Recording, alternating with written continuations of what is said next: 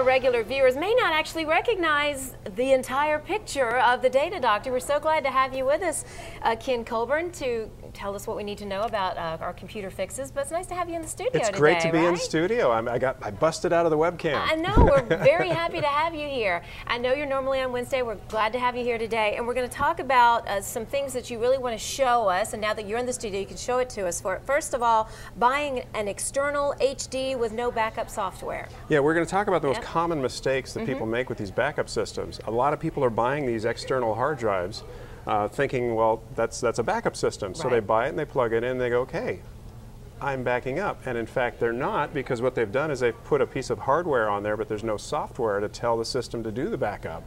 So that's a very, it's unbelievable how many people are buying these that they didn't realize that they were supposed to have software to make this work. So you think they would be told that in the store? You would think, but unfortunately, sometimes. yeah, people don't read directions. They know that, that people buy on price, so it's cheaper to not include the software. And so there's a lot of tricks out there that, you know, if people don't ask questions, nobody answers them.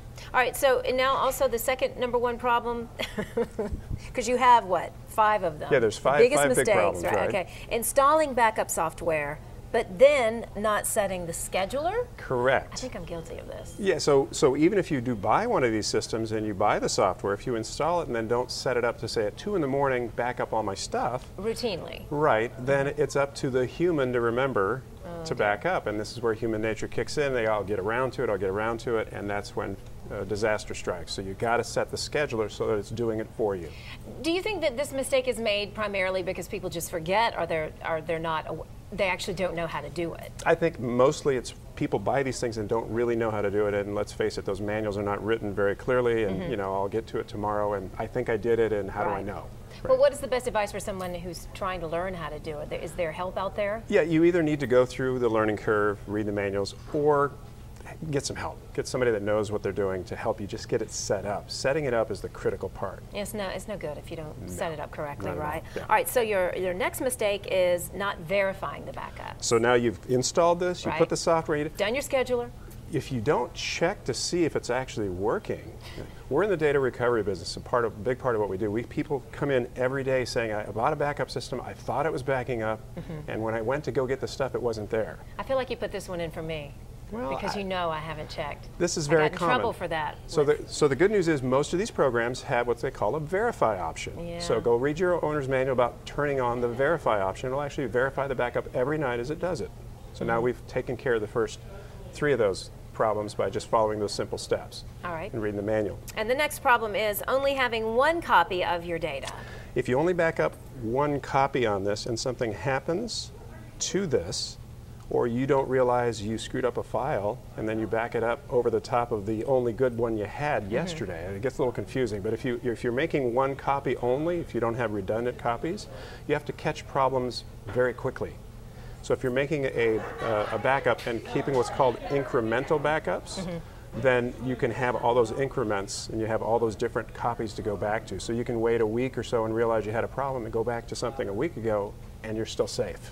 And these are the problems that you know happen the most because this is what you do. And it's always the same thing. They go through the list of what I did, and there's always one of these 5 things that they haven't done, right? All right, so here's the 5th one. No off-site backup set.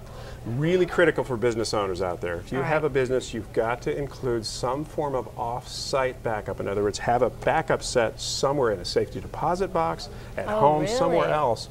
Because if you have a flood, a fire, a theft, anything like that, and the only backup you had was in the building, your business is basically essentially gone. And it's too important.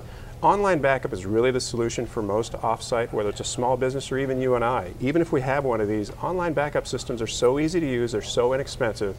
It's really, really important. I think everybody look at that as another solution for securing this, because that also takes care of the redundancy and the fact that it's off-site. And no one ever thinks that's going to happen to their home, right? It's never going to happen to me. The flood, and then this happens. We see it every day in our data recovery really? labs, so we're trying to educate people on how to never have to use Data Doctors for data recovery. Now, these are also 5 steps for just anyone who has a PC, who does all of their work from home, meaning their business work or their personal work even, right? Data is data. Pictures are just as important as accounting files to the individual.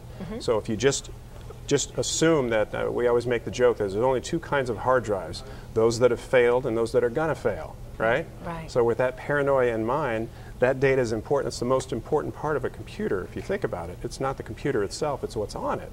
So making copies of that and making multiple copies and making sure that you have a set safe somewhere away from your home or your business, that is really the ultimate way to manage your computer life. We're listening, but we may be one of those people that are contacting you saying we didn't do one of those 5 things that he told us to do. It's a lot cheaper to do it before than after the crash. We appreciate it. Ken Coburn, our data doctor, we appreciate it.